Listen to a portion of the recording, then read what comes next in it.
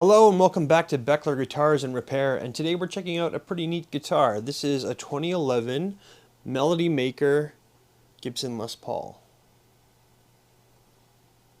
Let's check it out.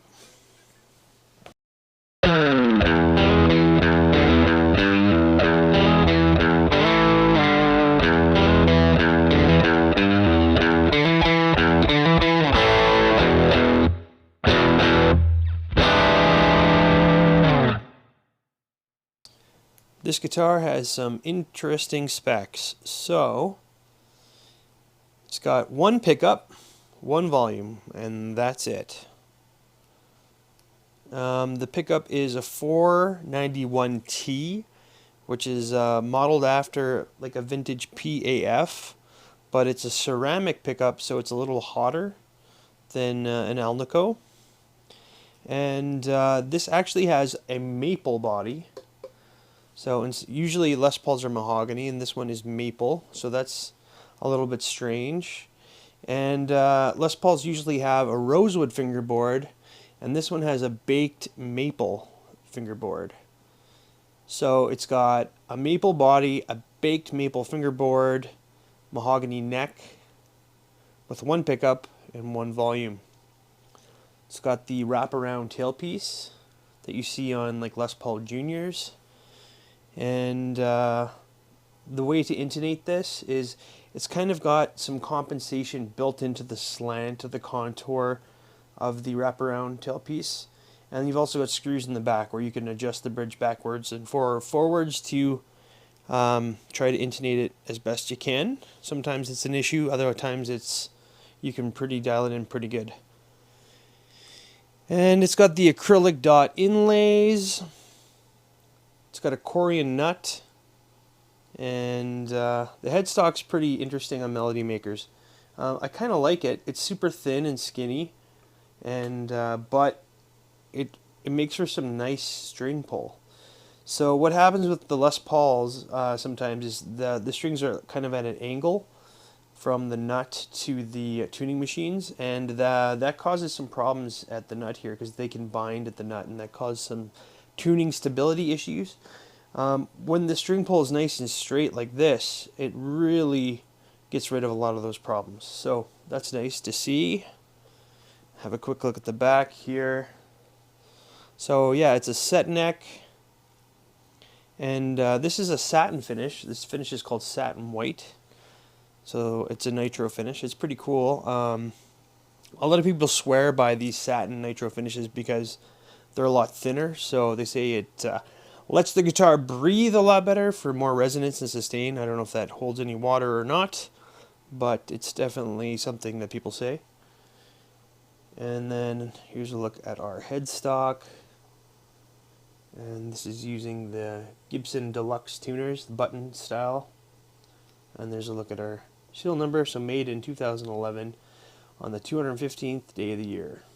So yeah, another thing to note is this guitar is very thin, so quite a bit thinner than, let's say, a Les Paul Junior, but we'll check how thin it is in the specs here. So let's go ahead and get some. Weighing in at a very light 6 pounds, 14.9 ounces.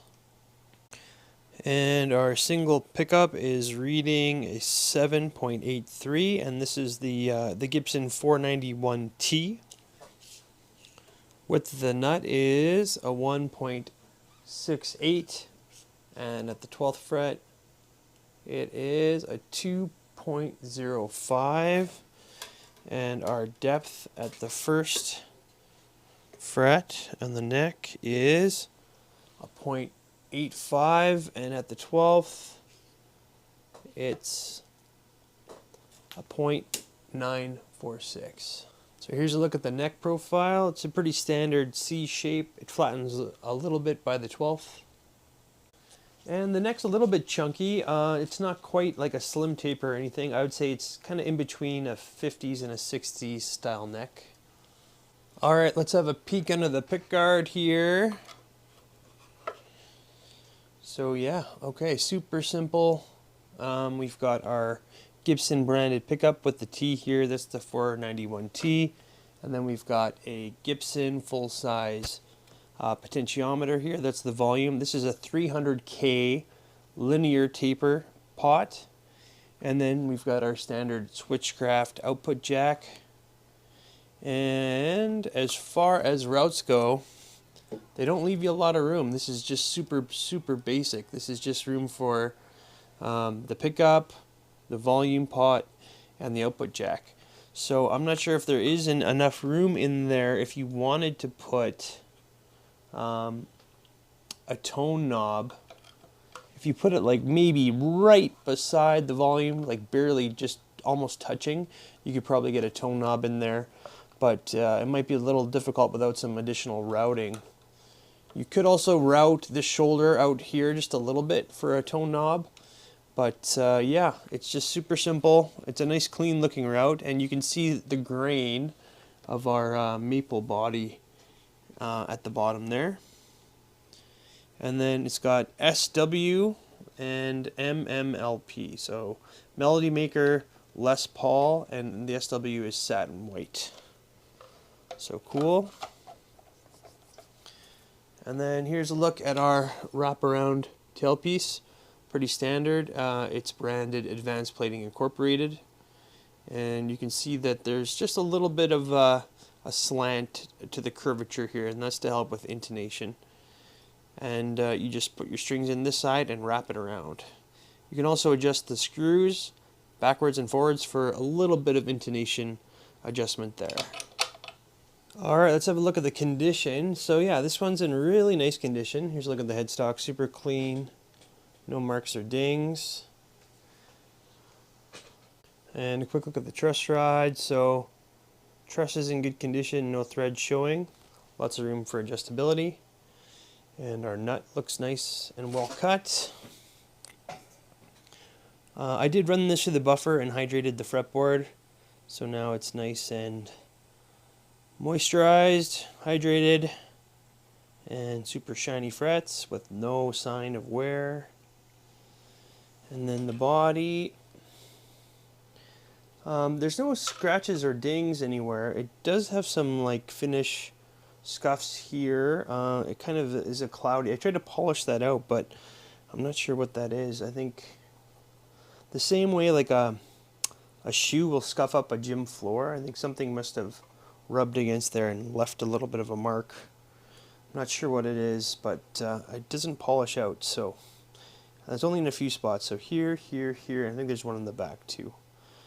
But the rest of the satin finish is looking really nice. And again, no impressions or dings or gouges or scratches. Gonna take the bridge off to flip it.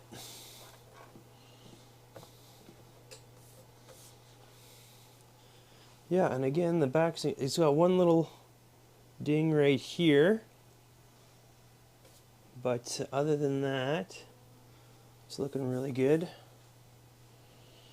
And there's a little bit more of that scuffing that I was talking about here. So 2 spots in the back where that has happened. And the neck looks great. No marks or impressions on the neck at all. And there's our machine heads and our serial number. And yeah, overall really nice shape. The only other thing I noticed was a tiny bit of paint missing from the side of the nut there, but that's it. The other side doesn't have that, so I'm not sure what caused that, but it's pretty minor. Okay, I'm gonna go ahead and set this thing up, and we'll check the setup and then plug it in and see how it sounds. Alright, so we'll be plugging into the 65 Deluxe Reverb reissue. I'm using the Carl Speaker Soak Attenuator so I can get more tone sound at lower volumes. And I've got the volume set at 4.5, the treble set at 4.5, the bass is set at 4.5, and the reverb set at 2.5. So I'm also using an SM57 to mic it up. This is going to be a super quick test. There's not a lot of options on here, just one pickup. So yeah, we'll just do some dirty and some clean.